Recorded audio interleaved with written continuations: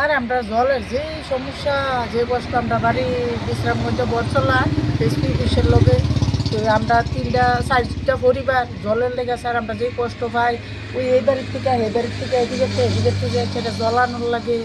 এরপরে দিয়া খাওয়ানোর জলও আমরা খাইতে পারি না, এটির মধ্যে আয়রন, এরপরে এটার মধ্যে একটা তেলের মতো করে থাকে, অনেক কষ্ট স্যার আমরা এই জলের লেগে।